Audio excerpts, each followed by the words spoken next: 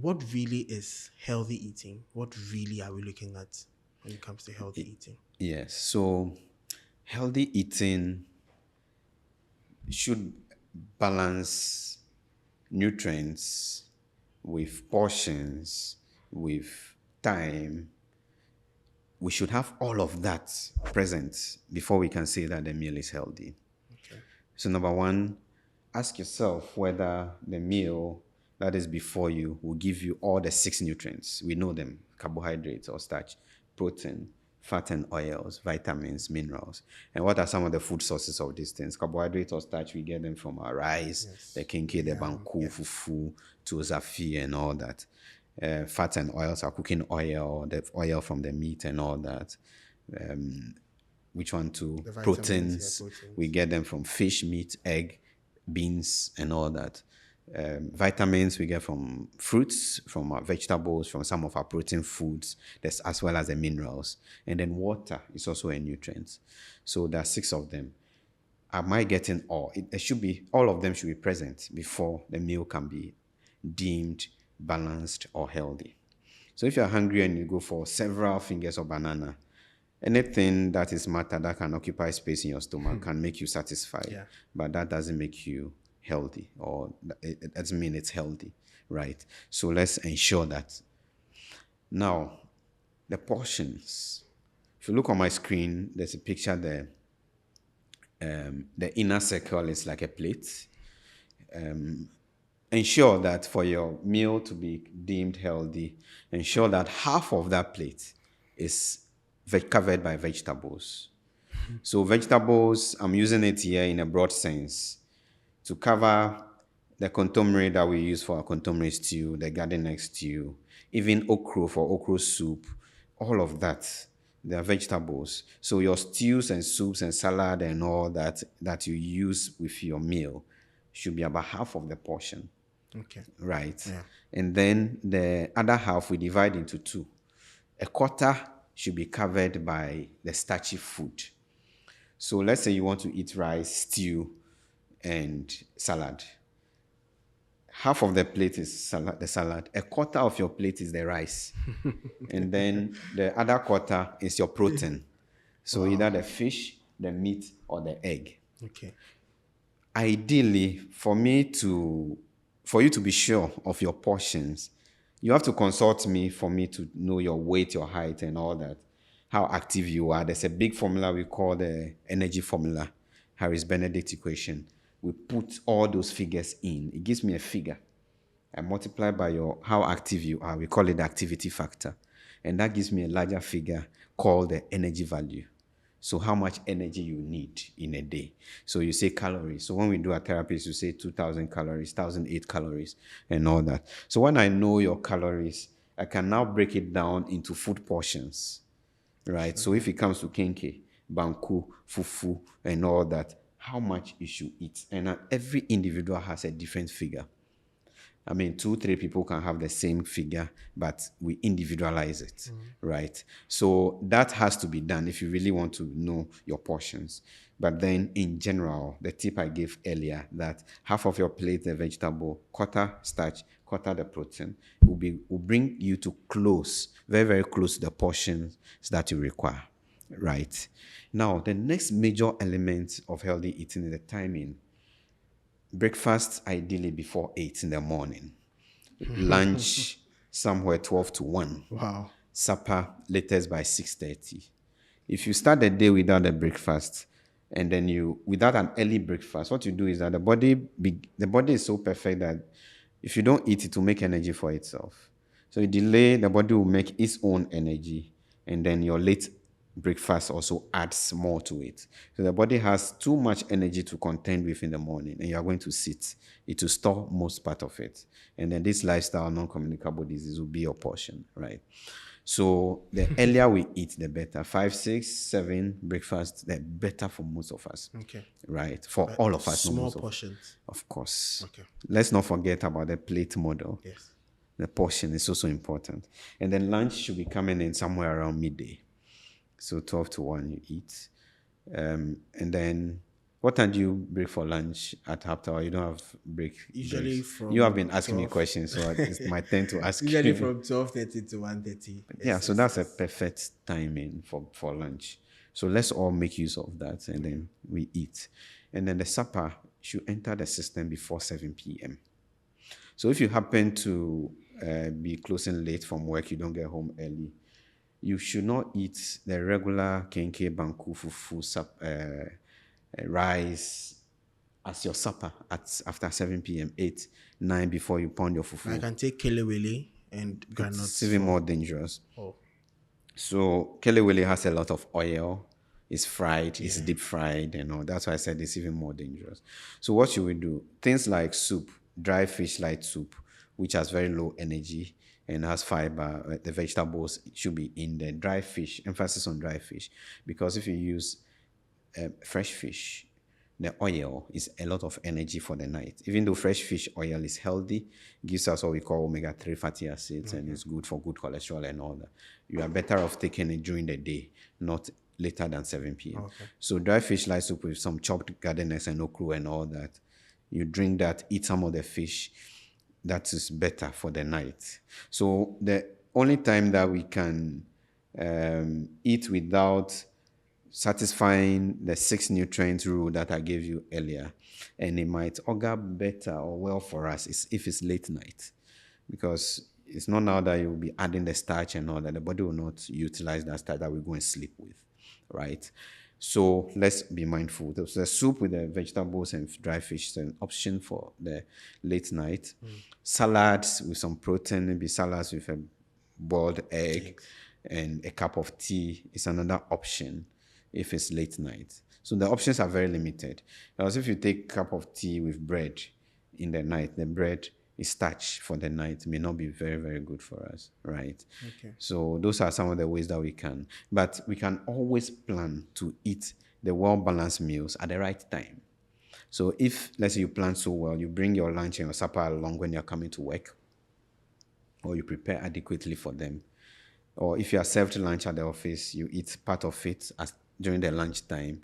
When it's around 5 p.m., whilst you are still at the office, you eat the other half.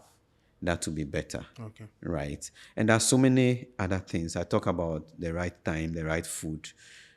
Fruits, for example. We don't eat them just because they are fruit. For many of us, when we see fruits, it's like we have seen the most healthy things in the world. So Yes. we load up on them. But too much fruits will give you too much of the sugar in fruits. It's called fructose. Okay. So that one to the body can store it as energy. Fructose actually can contribute to the cholesterol menace that we spoke about and all that. So eat the fruits also in the right portion, small amounts, one finger of banana, two at a time.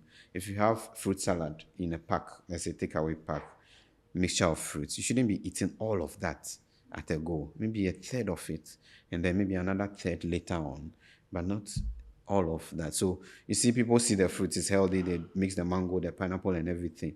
So they are doing healthy stuff. But after a few years, they have problems because they've taken in too much of the fruits at a sitting. And then the vegetables, the way I described it, that we should be doing about half of the plate vegetables, a lot. So if you're not used to eating vegetable-based foods, you have to start eating some, like contemporary stew, like garden egg stew, okra soup, that yo soup, salads. Introduce them, right? So even if you cook palm nut soup, chop some Garden contemporary eggs. or garden eggs Yeah. or Okro. okra Yeah. into Yeah. it. Nowadays, people even put their carrots in the light soup. Wow. Yes. That's nice. So it's all, you should be eating a lot of vegetables. And from research, eating a lot of vegetables really reduces the rate at which these lifestyle diseases kill people or affect people. So in countries where their consumption of vegetables is high, they have lower contribution of lifestyles to morbidity or to death. So when you go to Kenya, for example, they eat more vegetables than Ghana. The percentage of deaths that are accounted for by NCDs is less than 30%, but then Ghana is 45%, right? So vegetables are important. And then we should think local, the contemporary, that's vegetable. Most people, when you mention vegetable, then their mind goes to the white man's food, but that's not how it's supposed to be, Okay. right? Okay. And the next tip I'll give is let's reduce oil. We said a lot about oil and frying already, so I'll move on. And then sugar. Including sugar in our meals is not a bad thing per se. It's all about the quantities. So if you are fond of putting 3, 4, 5, 6 cubes of sugar in your cup of tea, that's why it's bad. But if you should be doing just about 2 cubes, it's fine. It can be brown sugar, it can be white sugar. If it's granulated, just a teaspoon. If it's cube, 2 cubes, then we are good to go. Honey is closely related to sugar. It's actually the same as sugar, if you ask my opinion. So we shouldn't pour too much. So maybe just a tablespoon of honey. Also control the portions. And then soft drinks. They are the easiest way of consuming sugar, actually. My Because favorite. if we should conduct a survey in the office right now, or among Hubtel staff, I'm not sure we'll find people who add 6 cubes of sugar to their cup of tea. No, we don't. But we can easily find people who gulp in several bottles of soft drinks. And those bottles and cans, they contain 10 cubes of sugar, 10 cubes of sugar, 12 cubes of sugar, right? Even the paper, the ones, let's say, the Yes. ones in the. So we call them Tetra Packs. Okay. So for the fruits, juices, and Yes. those Tetra Packs, even if they don't add sugar, the fruit itself has sugar. So it's in there. So you pour plenty and you drink, it's a lot of sugar you're taking in, right? So let's go easy on the soft drinks and fruit juices. You do a glass. If you do the bottle of 500 mils, half of it at a go and all that. And for these fruit drinks, if they are blended, better than the ones that are squeezed. So fruit drinks that look like water, when you pour them, it's as if you're pouring water. You're actually pouring out like sugar solution. It's like water that you've added sugar. But if you blend the fruits, it's better, right? The roughage, the fiber from the fruit is part of the drink. And even those ones, let's not just drink so much. Now we have squeezes, right? So I get my, let's say, pineapple, Yeah. and then I put it into the squeezer, and then it gives me the pineapple juice, and then you see the roughage going out to the other side. Yeah. So the setup of a squeezer and then the setup of a blender. Yeah. I can also take the whole pineapple and put into a blender for it to blend. That one is thicker and sometimes it's very uncomfortable to drink. Yeah. Yeah. So the scenarios you set, there's a healthy one and a bad one. If we have those squeezers, at least we can trash them. Then you'd rather use the blenders. The reason why the blended maybe pineapple or watermelon might seem too thick for you, you're not used to it. So when you practice it with time, you get used to it. And also you can dilute it, add more water to give it the fluid nature that you require, right? Blending is always better than squeezing. Okay. So that, like I said, when the question on the air fryer came, I said it's a good innovation. It's a technology that can really improve health. Blending is a technology that can improve health, but squeezing, that one, it deteriorates people's health rather, right? And very close to these drinks and all that is alcohol. My best advice to everybody would be to avoid alcohol. If you avoid alcohol, the better, right? People will say recommendations have it that men can have 2 alcoholic drinks a day, women 1 alcoholic drink. People come to me in the consulting room, they are like, my condition, the doctor says I should take wine and all this. No, we don't really use alcohol because to treat any disease these days. Because from research, any amount of alcohol that enters your system can actually cause illness, any quantity. So even the quantities that they are referring to as recommended portions for a day and all that, those small portions can still cause sickness. So your best bet is if you drink, you should learn not to drink. If you're a heavy user, start reducing it, and gradually you get to a point where you don't drink alcohol at all. If you don't drink alcohol at all, don't start. You are in a very safe place. Don't start at all. And very close to healthy eating is also the need for us to always choose skim milk over full cream milk. Wow. So skim milk is one that is dairy milk from cows that the fat has been removed a bit. The fat in milk is an animal fat, and that can still increase cholesterol, worry the body with in terms of hypertension and heart disease and all these things. So you are better off taking the one that has less fat, right? So skim milk, we have them the semi-skimmed, fully skimmed. That's better. People will say it doesn't taste well, but when you repeatedly use them, you get used to them. Okay. Yeah, and then rice should also be the brown rice, always a better choice. And one of the ways to eat brown rice is to start by mixing the brown rice with the white rice. So if you're not used to, we do a mixture of the brown and the white for a while, then you can switch to the brown rice fully. In managing certain diseases like these lifestyle diseases, the recommendation on a diet plan will be brown rice. So you can start doing mixture of brown and white to avoid a situation where you have to survive. If you want to survive, you have to eat brown rice alone, right? And canned foods, when foods are canned, they are preserved somehow, and the preservation requires the addition of compounds that contain salt. So if you depend too much on canned foods, your blood pressure can be going up. So go easy on canned fish and canned beans and all these things. Let's go for the natural ones. So we like adding baked beans, for example, to salad. Salad, yeah. A healthy advice I can give all of us is the normal natural beans that we use for gobe. You boil that beans, salt a little, you can add it to your salads. It tastes even better than adding baked beans, right? Okay. And the protein in the beans will be present and all that, right? So on your dining table in the morning, instead of having cans of baked beans, you save money by going to the market to buy local beans, either the red one or the white one. You boil, take 2 tablespoons, mix with your salad. You live longer. Yeah. So I was talking about brown rice over white rice. It's also important that we depend more on brown bread compared to white bread, butter bread, and others, right? And we go easy also on the portions of bread. And for bread, we are better off eating it as bread without all the spreads and the sandwiches and all those kind of things. And it's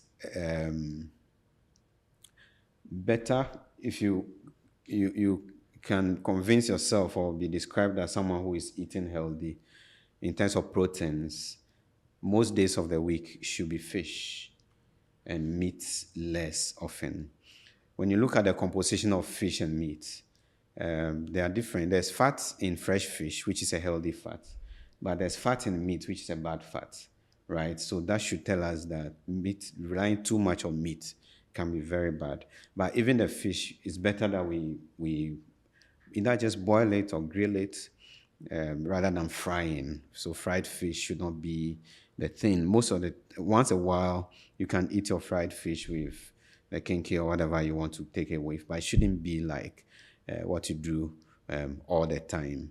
And salt supposed to be just a little, a third of a teaspoon per meal. And there's no need adding salt at table. There's no need depending so much on salted foods like the Kobe, kakao, and all that. If you want to eat them once a while, maybe quarterly, that kind of frequency, fine. But if it's like part of your cooking and eating every day, then there's going to be trouble for your heart, your blood pressure, and stuff like that. Exercise is key to eating healthy. The WHO recommends 30 to 45 minute walks, 3 to 5 days a week. But if you are sick, if you have a lifestyle condition, we prescribe exercise that is suitable for managing the condition. But these are general recommendations for all of us. So if you have obesity, for example, or you want to lose weight, you must be exercising every day, right? But if it's just for healthy living, then 3 times a week can be very good. And we talk about exercise, we have 2 main categories. We have the aerobic exercise and anaerobic exercises. The aerobic ones are the ones that make us pant for more air. So we should be doing more of that. And once a week, we do some of the strength training. That is the one that you have to lift a little dumbbell here and there. So it shouldn't be just running and swimming and dancing. Let's add a bit of weight or strength training as well. So in the corporate space, we should actually have programs that will enhance leading healthy lifestyles. So eating on time, eating the right, so something on a program on healthy eating. If you have in-house catering, for example, there's the need for the catering service provider to be well aligned with the provision of healthy meals. Because if you leave the caterer to just satisfy you, they will kill you. Because to impress you, they'll be cooking, frying, adding a lot of cubes, all the bad ingredients. So one of the programs my organization we engage in is aligning corporate catering service providers with healthy eating activities. So we train them to provide the best kind of meals so that staff will not fall sick after a year or two of eating. And there's a linkage between the organization's expenses and what the staff are feeding on. There should also be programs that will encourage staff to exercise. For example, we all sit in the office, there should be stretch breaks. So after a few hours, everybody knows that there's an alarm or an email that goes, then everybody gets up to stretch, they walk around a little bit. And then there's also the in-house nutrition or dietetic consultation that we encourage companies to consider, so that there's a programs that we set up clinics within the company and then people get help. So in concluding, I'll say that lifestyle diseases or non-communicable diseases are highly preventable because majority of the risk factors are things that we can change, right? And then those who are suffering from them, I usually don't want to forget those who have hypertension, they are part of the organization. Those who have diabetes, they are part of the organization. Heart diseases. Your conditions are highly manageable, not only with medications, but with lifestyle changes. So you will need a diet therapy, you need a session with somebody like me so that you know how to eat. It frees your mind, then your labs will be better off at the end of the day. Healthy diets, the avoidance of alcohol, they are so central to battling or fighting these non-communicable or lifestyle diseases. Let's take it serious. And also exercise. They play a lion's share of the role in helping us prevent some of these conditions. So let's take in a particular week from Monday all the way to Friday. I come to work. I don't eat very well. I just take little amounts of food, little portions of food. But on Sunday, I decide to reward myself for a hard week's work. So I go to a very nice restaurant to get very nice meal. Sunday fufu, to be precise. Fufu, there is egg. Now we have egg on fufu. So fufu, pork, chicken, all sorts of meat, right? Am I rewarding myself for life, or it's actually something leading to my death or problems? The body doesn't deal with food in a retrospective fashion, kind of like to pay for what you would have lost within the week. It deals with whatever comes to it on its own merits at the time that it's being presented to it, right? So if you feast too much, with another term for that is binging, like you take too much, the body can pay for that situation, right? So we have to be modest at each time, ensure that the composition is rather favoring that of a balance in nutrients and a composition in favoring that of healthy choices, so small portions and all that, rather than trying to, psychologically you may feel that you are rewarding yourself, but you're actually hurting the system if you do that. Okay, so I should spread the meat I'm going to eat on Sunday, I should just spread it across the week. We are better off. Okay. There'll be less pressure on our kidneys if you do that rather than. And I know it's a common practice for a lot of people that they don't eat only one type of protein in a meal. There has to be egg, there has to be fish, and all this. That can rather be a dangerous practice rather than a good one. Okay. Okay. All right. Thank you very much, Doc. Both boys and girls from the WhatsApp group have joined together for the last time to give us some questions for you to take a look at. The first one goes by, does your body know time? So maybe does the body's internal clock have anything to do with digestion, metabolism? Yeah. Yes. Yeah. So yes, the body knows time, and metabolism is a cyclical activity. There are certain metabolic processes that take place when there's daylight, when there's heat. There are processes that take place when the environment is cool in the night and all that, right? So if you have a baby or a child, for example, you don't really know when they grow taller and when they become, you just see at a point that hey, they have changed Yeah. much, right? So things happen when we are sleeping. Things happen when we are moving about and all that. The body does know time. And the food that goes into you is metabolized based on the time or broken down or utilized based on the time. We do some experiments giving the same amount of food to people at, let's say, 12 midday. And then we measure their sugar level in an hourly interval. When you do the sugar at after 1 hour, it will be rising. After 2 hours, it will keep rising, but beginning to show signs of dropping. After 3 hours, you see clearly that the sugar has begun to drop during the day. Okay. When you do the same thing, give the same, let's say a ball of kenke, same weight or same amount worth of kenke to somebody at 12 midday, 12 midnight. By 3 a.m., instead of the curve coming down, it keeps rising. Right. So the food you put in the system, whether you are going to stay awake and be working or not, doesn't get used up the way it would have been used up during the day. Right. That's why it's better that most of the food we eat, heavy food, should be eaten during daytime. If you are eating in the night, you are hurting your body. Right.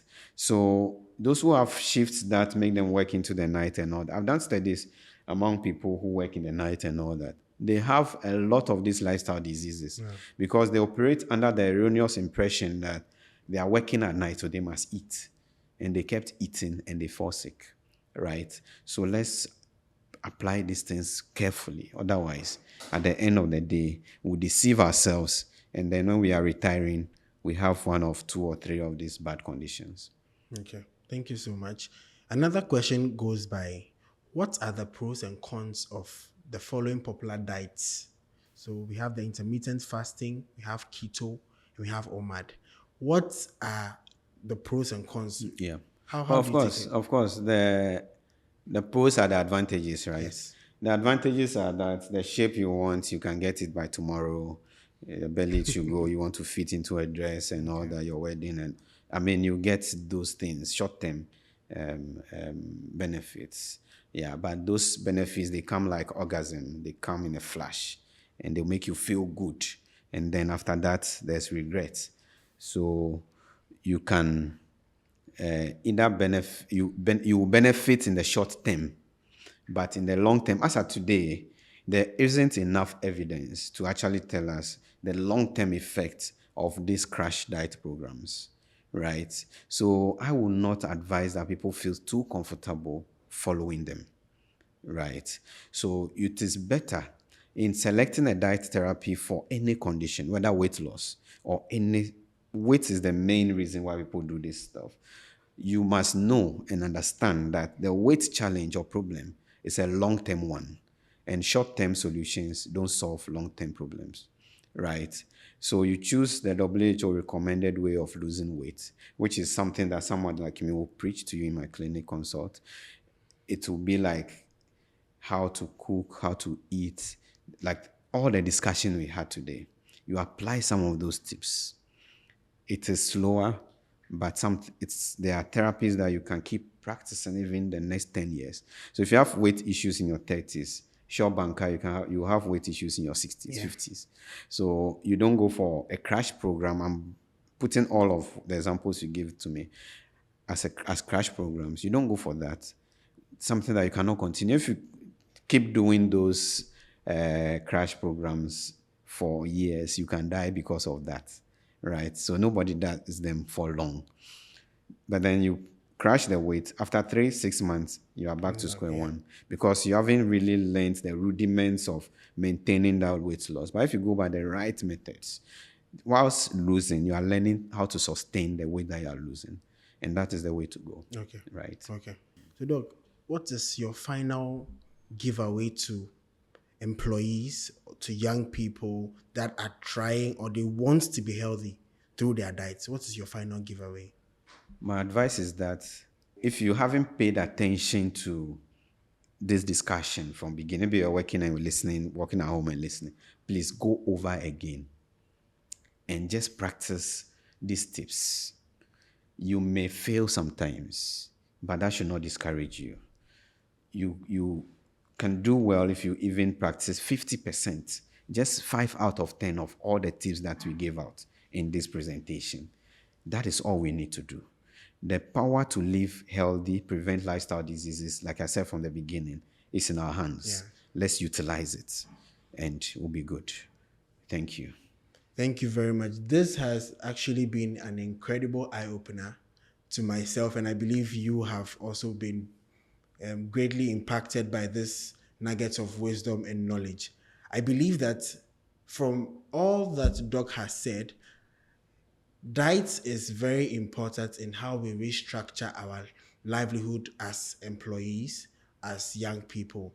And eating healthy keeps your body safe and sound. So I believe you are also going to practice everything that Mr. Wise Chukudi Lecha has given to us during this session. And I believe let's all be smart to keep a healthy life so that we can live longer. Thank you very much.